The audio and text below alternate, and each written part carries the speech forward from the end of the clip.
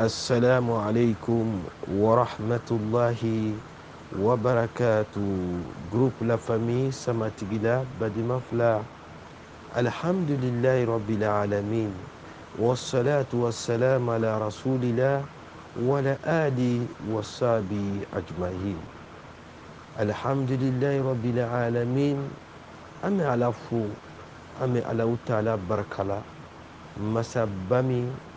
abe koke komi k'ale Alahu Taala ja masaba min mako tɛ mɔgɔ ra bɛɛ mako sera masaba min ma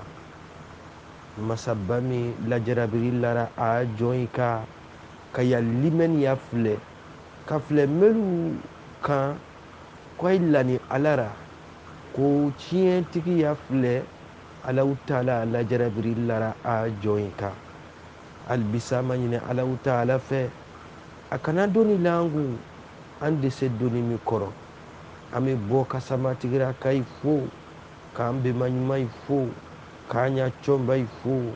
k'an ɲa kabilatigi fo ka badenma fila fo badenma fila min sigi ni sinjitugu kama badenma fila min tɔgɔmaseri ye tɔgɔmaseri min jigiya ta tɔgɔmasegi ye badenma fila min jigiya ye jigiya min ka ala magbɛn ka cila magbɛn o tɔgɔmaseri halibisa an y'o kunu mele kɔnɔni ka sabati k'an zira ala ɲɛ k'an gɛ jɔn ye jɔn minnu bɛ Alahu Taala ko fɔ wagati kuru bɛɛ. Alhamdulillahi Rabbil Alamin samatigira kayi. Nous sommes à quelques jours du Ramadan 1441. Nous sommes à quelques jours du Ramadan 2020 et nous savons tous que 2020 c'est une année exceptionnelle. Nous sommes en train de traverser un grand moment de preuve, de challenge humanitaire et actuellement, plus que jamais, Samatigila a besoin de nous. Wole kosɔn samatigira kayi an ka ka ala fo an ka ka ala barika an ka ka ala barikala lon n'an ka wuri sɔgɔma ka ye an ye samatigira kale ka ye an ye bɔra samatigira le wallahi o ka kan ka mɔgɔra sewa n'a ka fo ile ma kule bɛnba yi ma lɔn foyi ma kule bɛnba yi ma lɔn somaya ma ile bɛnba yi ma lɔn kurutu ma ile bɛnba yi ma lɔn namara ma ile bɛnba yi lɔn ni alayansiranya le ma a ma wo jigiya ɲuman ye cilaba alayhi salatu wassalam a wole yira ana ko an bɛrɛ mɔgɔ fisamaden an bɛrɛ mɔgɔ yirɔ ɲuman wole ye jɔn ye min siranna Alahu Taala ɲɛ samatigira kayi ma wo jigiya ɲuman le n'a ka fɔ ko anu ta dugu anu bɔra dugu min na o ma sigi namara kan o ma sigi wiya kan o ma sigi somaya kan o sigi ni Alahu Taala ta jigiyali kan o sigi ni Muhamadu dina ta jigiyali kan alayhi salatu wassalam ko an y'a dugu ko ala n'a kɔrɔtara ko ala n'a seniyara ko ala n'a barikara kamasɔrɔ an bɛnba yi siranni ala ɲɛ wole kosɔn n'an ka don nanzara yi ta histoire kɔnɔ nanzara a n'a yirara que nos ancêtres étaient des animistes que nos ancêtres ils étaient qui encore ils étaient des barbares ils étaient des sauvages ils n'étaient pas civilisés. Mais ce n'était pas tous nos ancêtres ou tese ka fɔ samatigira ma kamasɔrɔ nous avons connu l'islam vers le 6e et le 7e siècle, selon encore l'histoire, bien avant le Moyen Âge, bien avant la rencontre avec les colonisateurs, vers le 15e, 16e, jusqu'au 17e siècle. Samatigila sigini jahiliya le kɔfɛ i ka mɛn samatigila dugu a sigini silamaya ta yelene kɔfɛ sama tigila t'u yelen nɔ wagati min na ale nanzara mɛlu n'o wiya fɔra an y'a livuru kɔnɔ ale nanzara in na o wiya min fɔra an ɲɛnɛ sama tigila t'u yelen nɔ k'a sɔrɔ olu t'u dibi fi nɔ a ye ɲɔgɔn fagara a y'a dugura ye a ye bira dɛsɛ fo ka don kunu rɔ a ye ka wa jigiya ɲini yɔrɔ gbɛrɛ wole nani kɛra an ɲa colonisation ni an ɲa esclavage ye wole nani kɛra an da mara ye ka n'an jɛ ka taga y'a dugu yira dɛnɛ ka n'an jɛ ka taga an feere a ye se ka wari sɔrɔ a ye se ka domuni san ka don n'a ye y'a dugu ra a nana an sɔrɔ la an ɲa misiri lɔni a nana an sɔrɔ la an ɲa kabilatigi y'a nɔrɔ a nana sɔrɔ la an ɲa masa y'a nɔrɔ wole il faut que an y'an jija an ɲa kisa a bɔ anu yɛrɛ la parce que ni kisa ka to zana min fɔra an fɛ ye ko waraba ale ni sogo fagara ta kisa ale ni dozo cɛ ta kisa ko ni kisa fɔ ka to dozo cɛ dɔrɔn pe ma a bɛ fɔ le wagati bɛɛ ko dozo cɛ na waraba fagara mais ko ni waraba ka taa kisa fɔra sɔrɔ a lon dɔ la a bɛ fɔ ko ko waraba n'a kulekan dɔ bɔra ko waraba kulekan bɔ ni wagati min na ko dozo cɛ yɛrɛ kojugu ka bori ni ka murufa to tu kɔnɔ ka na duguba kɔnɔ k'ale ma sogo sɔrɔ i b'a ye donc o le kosɔn il faut que nous puissions avoir nos propres historiens c'est pour ça ni nanzara fɛ k'i kɛlɛ a b'i ya kisa fɔ y'a den ɲɛnɛ a bɛ kuma bila i den kɔnɔ a b'i den wasiwasi ɲɛ dɔ ma k'i den révolté ka na i yɛrɛ ma an bɛ ma in na o bɛɛ sirali yira k'a fɔ k'a to kelen ma mɛlu kana taga ko bila an da den ta sira kan min ni an ɲa diina tɛ sabati et c'est pourquoi avant que l'enfant ne puisse s'ouvrir au monde il faut qu'il soit imbibé il faut qu'il puisse avoir d'abord la tétine spirituelle parentale avant de prendre le biberon occidental fanyo wule lonko famu alhamdulillahi rabbil alamin sama tigila kai en cette année exceptionnelle plus que jamais sama tigila a besoin de nous alalena sama tigira kɛra sama tigira ye sama tigira ma den masara mais sama tigira masa i mako ɲana sama tigira ma den minisira mais sama tigira duwawu kɛra minisi ye sama tigira ma den préféra mais préfet liyɔrɔ ma sɔrɔla sama tigira ta jigi yɔrɔ sama tigira ma den naforo la mais sama tigira ta ko ma ban ka sigi naforo tigi dɔ la fɛn min sama tigira borogula bo ni fɛn bɛɛ lajɛlen ye sama tigira sigi ni alayansiriya le kan ni ka ala sɔrɔ i bara fɛn bɛɛ lajɛlen de sɔrɔ kama sɔrɔ bɛɛ le mako ala ra mais ala mako tɛ mɔgɔ ra ala bɛ bɛɛ lajɛlen mako ɲa min ko ko ala ye min ko ko ala ta ye ala le rahman rahim ala n'o kɛra sama tigira ye ala n'a baraka mɔgɔ dira sama tigira ma ala n'a nafolo tigi dira sama tigira ma ala n'a lɔnira dira sama tigira ma an ye yɔrɔ min ni olu fɔra an fɛ yen k'i ye daji tu da k'i ye basi tu da ka daji bɔ an ye yɔrɔ min bi nous sommes dans une année exceptionnelle wagati min bɛra bɛn dɔ y'i ta hɛrɛ sɔrɔ ma wagati min bɛra bɛn dɔ y'i ta tiɲɛni wagati ma wagati min yɛrɛ bɛra bɛn dɔ y'i ta somayɛrɛma ma wagati min yɛrɛ bɛra bɛn dɔ y'i ta bana ma dɔ ye a ye hamina a bɛna den sɔrɔ ɲa ma a ye malɔ a bɛna kɛ ɲa ma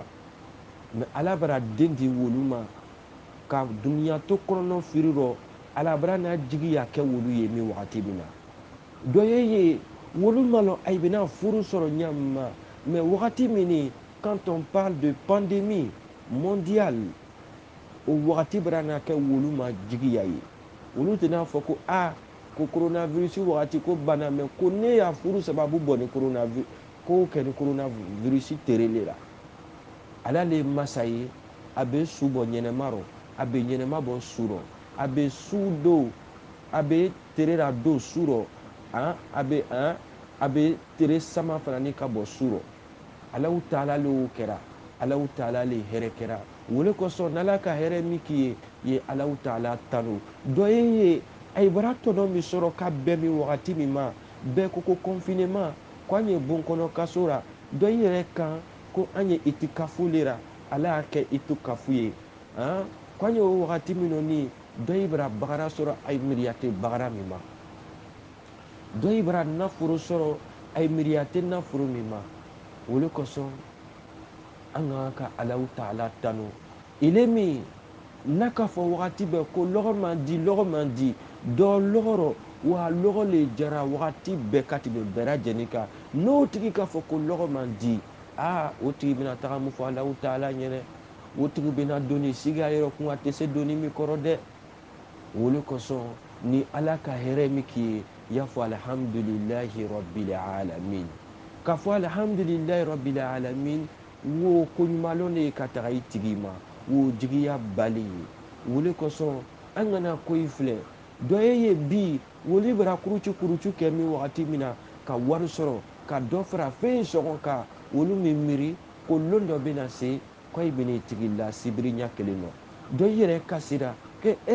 ne semaine saba le ni ne tɛ baarara malo mina kɛ ɲa ma malo mina ɲa dépense kɛ ɲa ma charge le ne bolo malo mina kɛ ɲa ma mais Alahu taala le bɛ ta compte bancaire lɔ nafolo min lani an kelen bɛɛ lajɛlen bolo banque la o compte numéro Alahu taala le bolo mɔgɔ min bɛna o nafolo dɔn o nafolo bɛna don da min la Alahu taala le y'o lɔn ka tɛmɛ an bɛɛ lajɛlen kan o le kosɔn samatigira ka ye an ye siran ala ɲɛ samatigira sigi ni wele kan samatigira kaya sigi ni wele kan n'an ka siran ala ɲɛ Alahu taala bɛ hɛrɛ mɔdi bɛɛ lajɛlen kɛ an ye yɔrɔ min na bi min kan ka dɔ fara an ya limaniya kan an ye yɔrɔ min na bi min kan ka yira an na ko duniya min yɛrɛ tɛ so ye ko duniya min tɛ foyi ye an ye yɔrɔ min na bi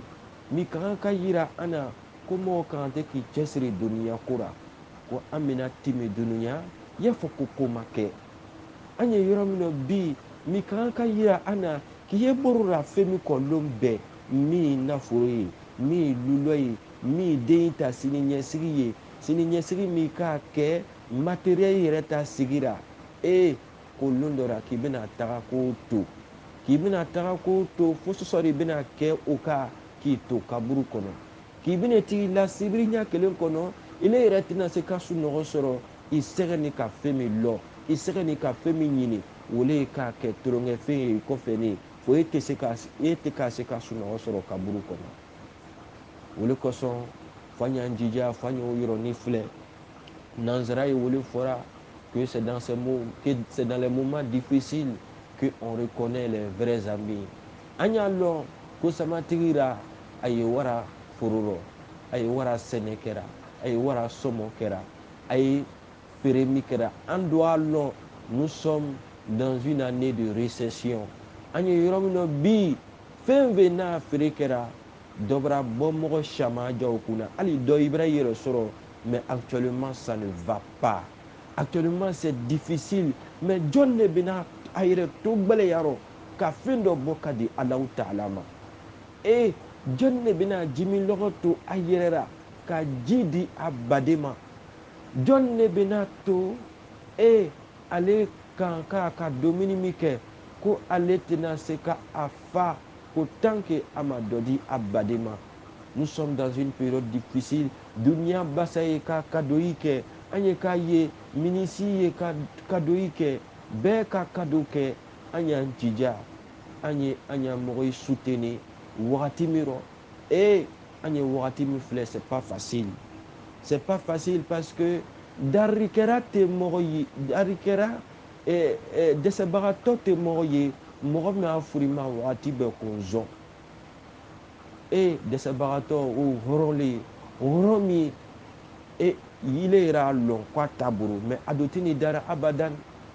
ale jigi alale mais ile ibena saraka bɔ ni iburu bɛrɛ ye iburu ɲuman tɛna ko sɔrɔ saraka min na o saraka la bon ni saraka bɛɛ lajɛlen ye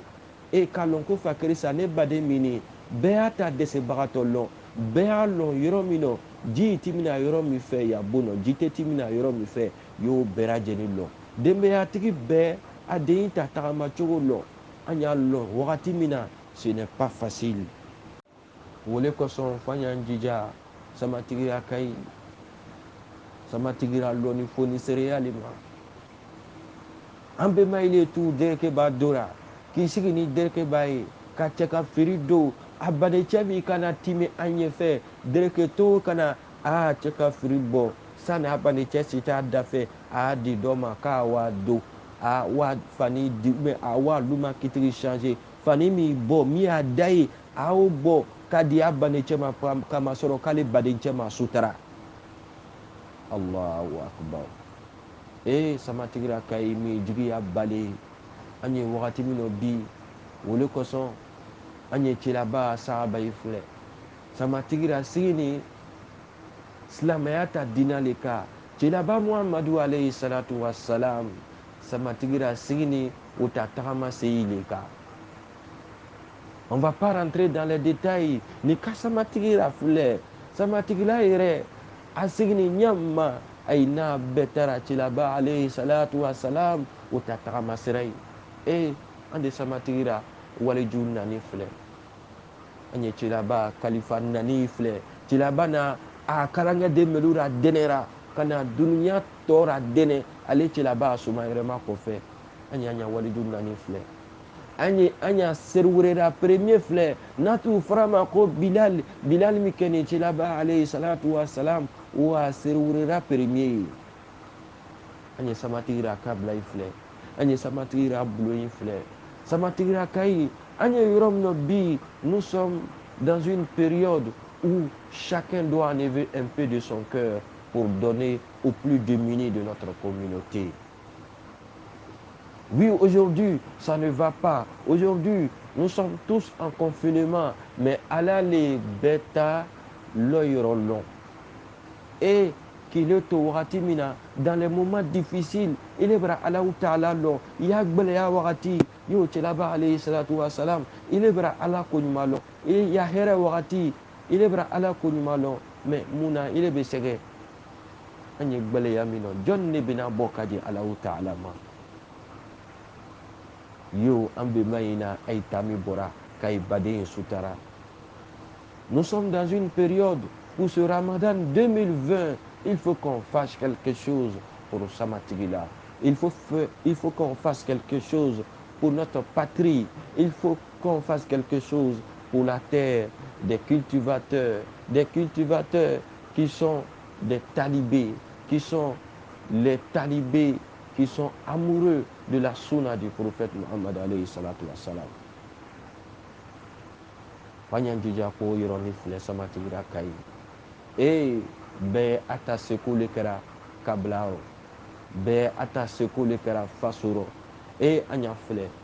an bɛma yɛrɛ ala dan saraka juman la bon ni saraka juman ye wole ye saraka ye ye min dira ye min dora ya denbaya rɔ a ye an bɛma ye a saraka ye filɛ a ye ka misi faga kabiladen bɛɛ le bɛ wele kabiladen a ye n'a misi ta a ka janya ma a y'a kɛ ten bɛɛ wana ta ye hali ni anu ma foyi sɔrɔ mais alu bɛna min don mu o bɛ anu wasa kama sɔrɔ saraka bɛrɛ ɲuman y'o cilaba n'a fɔra alayhi salatu wasalam olu ye saraka ye ye min dora ya denbaya ra o de kosɔn an y'an jija an y'o yɔrɔnin filɛ an kana ɲina an y'a sinji kɔ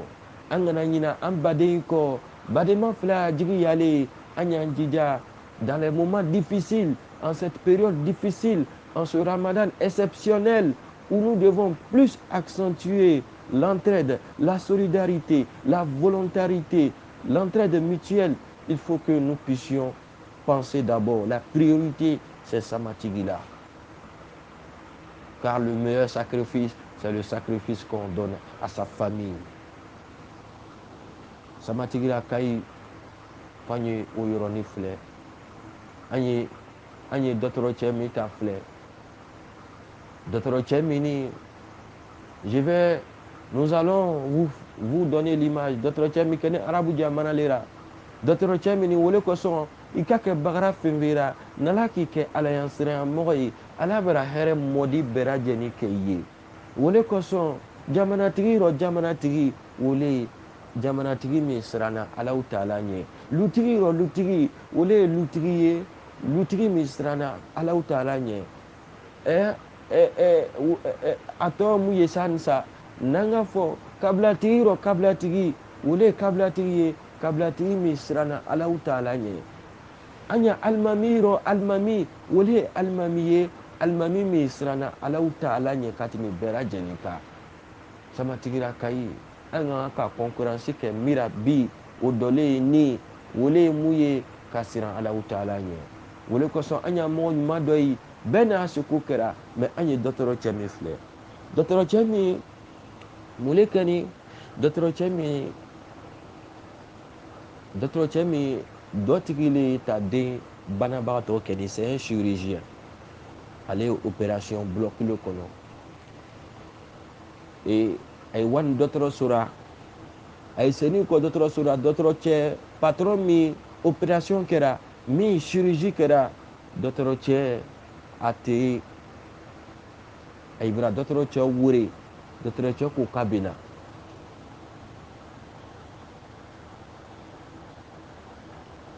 a ye ka dɔgɔtɔrɔ cɛ wele dɔgɔtɔrɔ cɛ ko k'a bɛ na a ma ɲɛ yɔrɔ dɔgɔtɔrɔ cɛ bara na cɛ min ta den kan ka opérer o dusukun bara makasa a ni bara rafin ka masɔrɔ ale den kana tɔɔrɔ dɔgɔtɔrɔ cɛ nani kɔ dɔgɔtɔrɔso ra kuma tɛ cɛ ma min fɔ dɔgɔtɔrɔ cɛ ma a ka talan kuma bɛɛ lajɛlen ra ko n'ale den ka tɔɔrɔ ko dɔgɔtɔrɔ cɛ min de bɛna kɛ ale den fatu sababu ye k'a masɔrɔ depuis la olu sigini ka dɔgɔtɔrɔ cɛ ma kɔnɔ ko ni ko dɔ ka kɛ ale den na ko ko dɔgɔtɔrɔ cɛ min de bɛna kɛ o sababu ye dɔgɔtɔrɔ cɛ ma foyi fɔ a ma fɔ a ma fɔ cɛlaba n'a sabari min fɔra a n'o sabari taara a ka don bloc kɔnɔ ka taga opération kɛ ka taga den opérer ale banni kɔ a ka bɔ bloc kɔnɔ dɔgɔtɔrɔso ra mɔgɔ minnu ye olu kana fori kɛ olu kana sukoya fori kɛ ko ala hinara ala yafama ala jigiyɔrɔnya ayi kana sukoya fori kɛ cɛ en même temps a ka barabara wɔrɔ ale ta miiriyara ale ta den sanga ne ka ara ci dɔgɔtɔrɔso ra we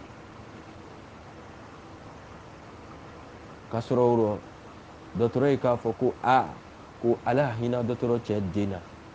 ko ala yafa dɔgɔtɔrɔ cɛ den ma a ye k'a dɔgɔtɔrɔ cɛ fo a bara bɔ bloc kɔnɔ ja ale bɛra kuma fɛn fɛn fɔ dɔgɔtɔrɔ cɛ ma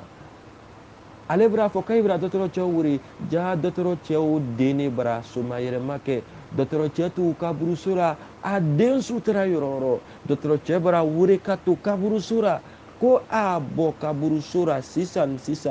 ko dɔ ta den lani bloc kɔnɔ wa denw nira tanga a bɔ a den ta sukoya yɔrɔ dɔ sisan silamɛya ɲɛ siran ala ɲɛ samatigira kayi foyi ma bɔ ka ala ɲɛ siranya bɔ dɔgɔtɔrɔ cɛ wele ala ma se k'a den ta sutarali la ban a ka bori ka taga dɔgɔtɔrɔso la ka taga dɔ ta den nira tanga ni Alahu Taala ta se wele kosɔn mɔgɔ i kana girinte k'i kɛ mɔgɔ i kan kuma dɔ k'a f'u ɲɛna i kana girinkete k'i k'a tigi wele y'a ma ɲininka moli ra fakɛri san badenjɛ n badenmuso mara kuma dɔ mɛn i kɔfɛ kuma min ni a sabati ni wa an kana to badenma ye an ye ɲɔgɔn jansi ɲɔgɔn ye sa ko mɔgɔ k'i ye basi tu da ka daji tun o dɔlen ye ne c'est dans ces moments comme ça Ce médecin en question qui a dû John il dembra ce moyen que il va faut dire que je n'ai pas le moral. Il va faut dire que ça ne va pas, mais il est ce qui den sutrari là-bas, katara nin dorara nin berera tango, katara dota den nira taga. Et ni d'autres chefs du cas que nin toye, aba foko ne ta dembra taga que ni suko yara indoye, aba portable datunu. C'est dans ces moments comme ça, oui, actuellement c'est difficile. Oui, actuellement nous sommes dans des périodes de confinement. Oui, actuellement il y a une grande majorité qui ne travaille pas. Oui, mais quels sont ceux qui sont prêts à faire des sacrifices pour les plus démunis, malgré leur état, malgré les grandes difficultés, comme ce médecin qui a laissé son nom, qui n'a pas pu terminer l'enterrement de son fils, a dû se rendre au bloc opératoire pour aller sauver l'enfant de son frère, d'un autre, qui lui a tout dit, qui lui a insulté, mais il n'a pas écouté tout ça. Il est allé sauver l'enfant dans le bloc. Il n'a pas répondu. Qui va faire ça en ce moment? Alamako Olera, Lerimina. Ole koso, Tilaba alayhi salatu wassalam.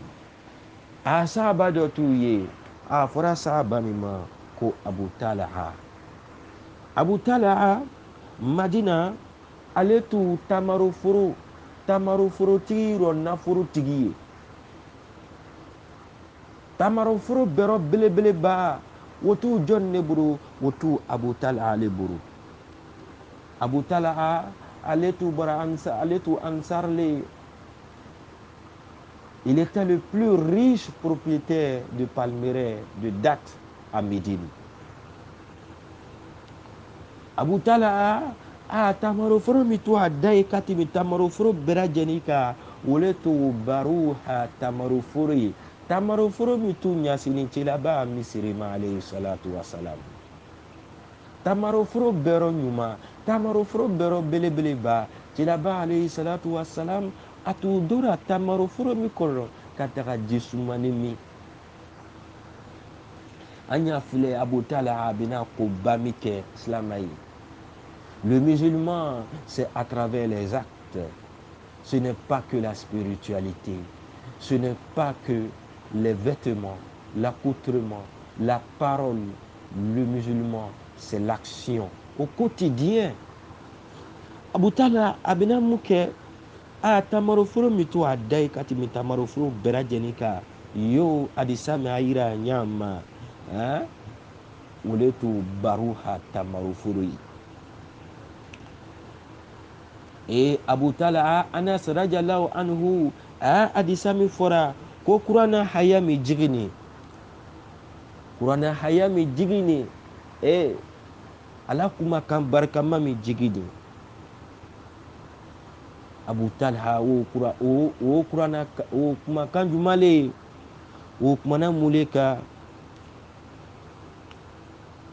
lan tanalu birra hatta tunfiku mimma tuhibbun. Lan tanalu birra hatta tunfiku mimma tuhibbun. La tanalu birra hatta tunfiku mimma tuhibbun. Oleh kosong anya serang Allah Ta'alanya. Kuana ayami lan tanalu birra hatta tunfiku mimma tuhibbun. Kuana ayami jigini ko Cilabaka alayhi salatu wassalam. Kuana ayami amule yirara anya ko ande na nyuma ya yere soro kafo ile nyuma kera yere le ile ta nyuma ya sabatini kitono soro hatta ye dépense ke ferera femi a di ile yere ninkunye femi a boyma katimi ya fem bera jenika ni ko boko di Allah Ta'ala ma yo an bɛnma tu a y'a cɛ ka firi ɲuman bɔra ɲama ka ay baden sutara ko wala yira ku ya liman ya mini ke kabra sabati hatta ya mobri mi a die katimi ke aboya di Allah Ta'ala ma ya bazen rishi mi a die ke aboya di Allah Ta'ala ma fi sabilillah ya nafuro mi a die ke aboya di Allah Ta'ala ma fi sabilillah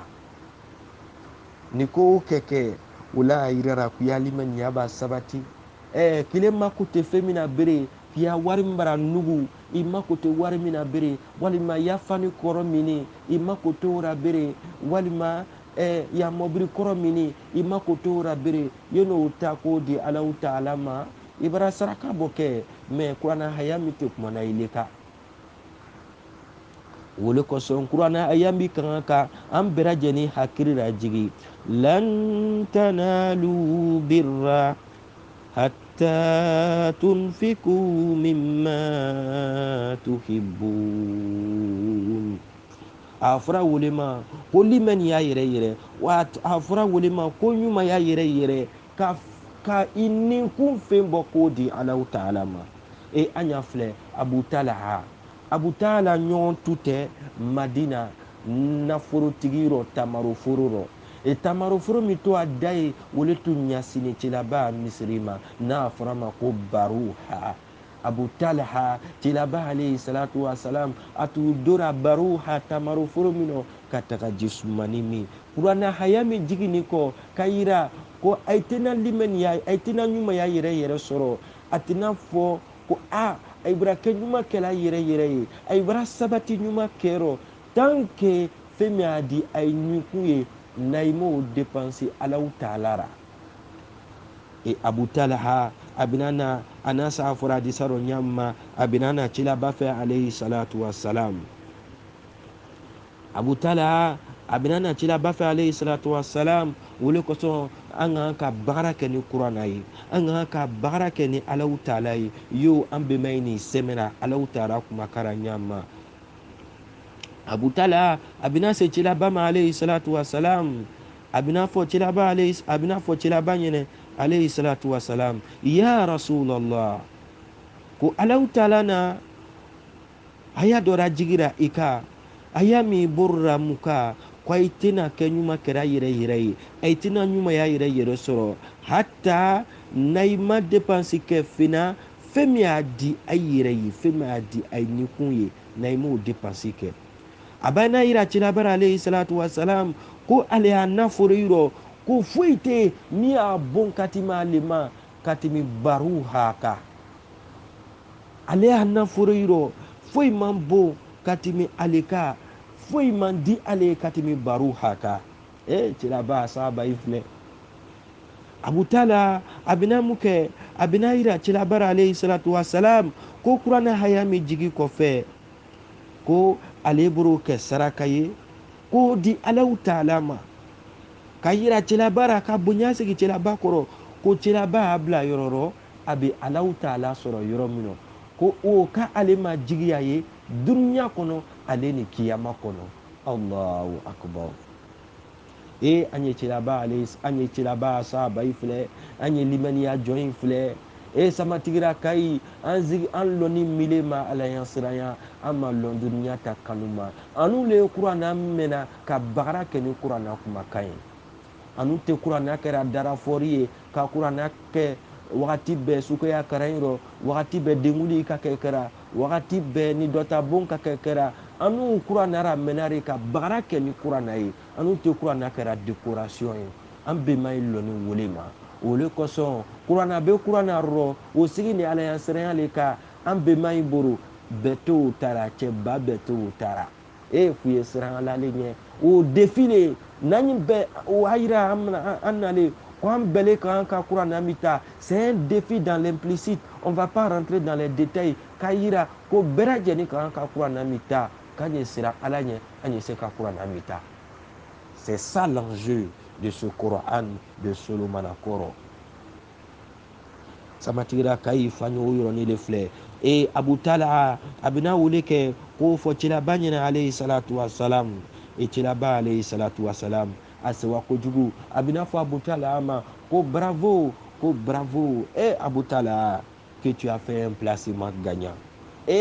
fɛn bɛ a di nin k'u ye tamaraforo bɛrɛ belebeleba a bɛrɛ cɛ ɲuman a bɛrɛ dafani min Madina min cɛlaba misiri dafɛ haya min jiginni kɔfɛ k'o bɔ ka bɔ i ni n'a jɛnna ko cɛ k'o di Alahu Taala ma bravo bravo quel placement gagnant Abu Talha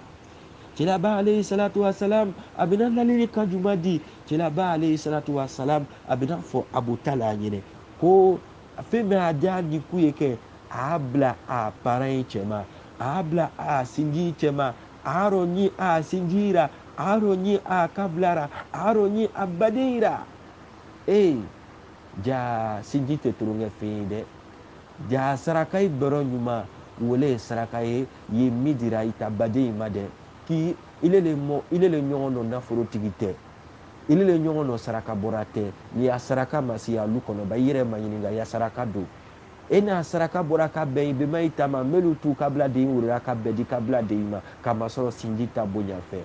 kelen ɲɔgɔn dɔ hejira tagara tɛ yalu kɔnɔ yɔrɔ filɛ ejiden jɔrilen ye melu bara taga fɔlɔ ba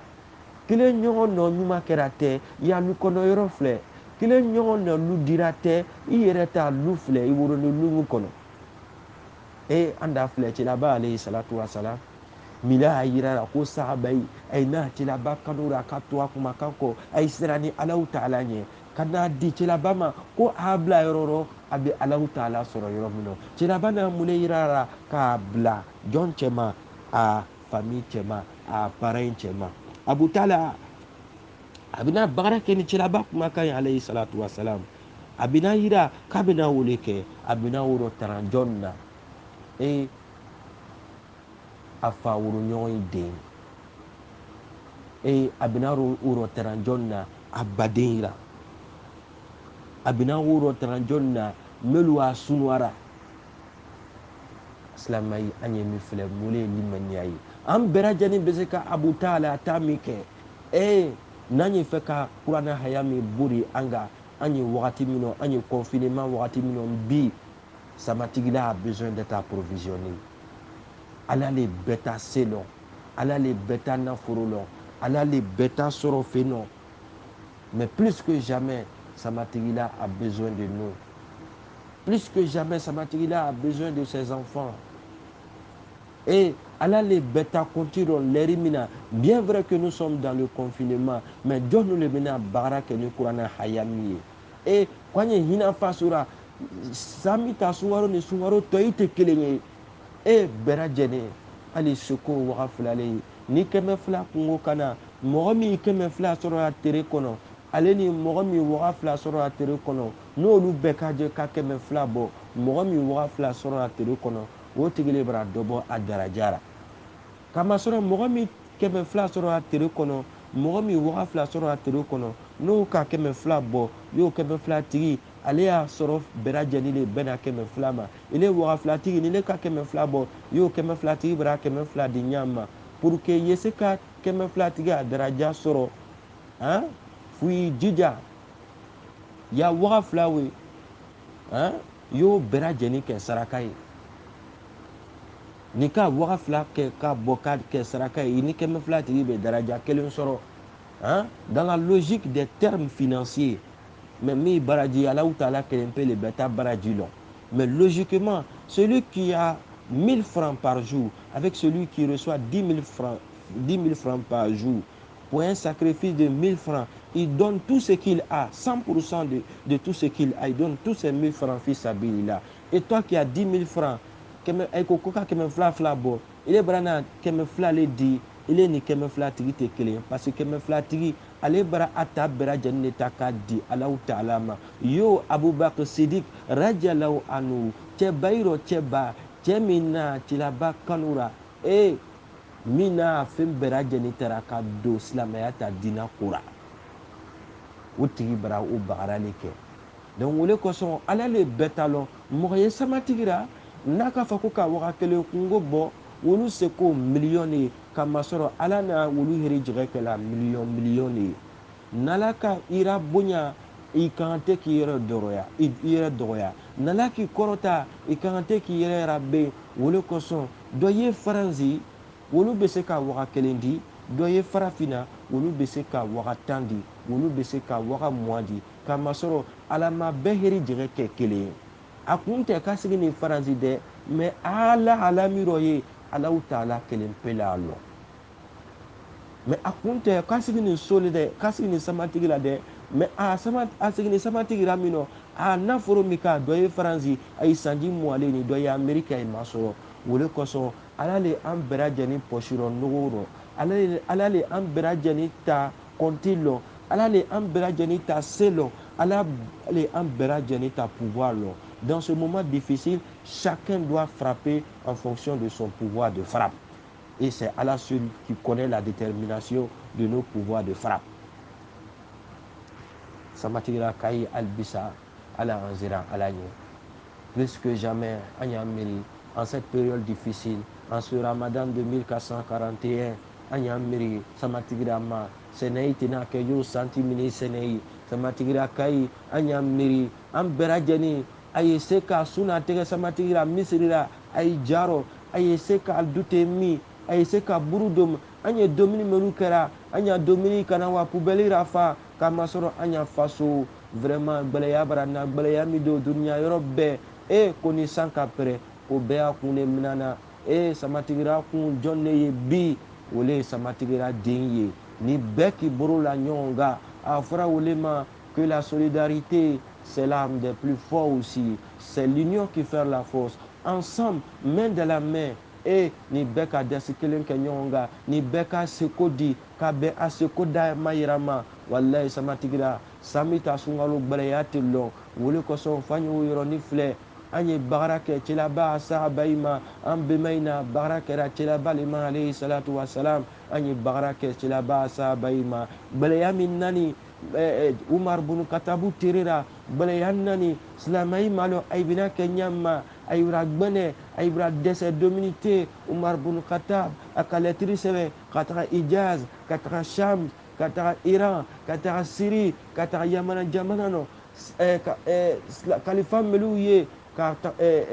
gouverneur meliw ye ka taga fɔ ayi ma ko fɔɲɔ bara na gbɛlɛya bara do jamana kɔnɔ foyi tɛ k'a marché sɛnɛ tɛ k'a marché foyi tɛ k'a marché a ye jija a ye borora bɔ mɔgɔw ma bɛɛ ka se ko damaraya kɛ Usman bunu Affan ale tu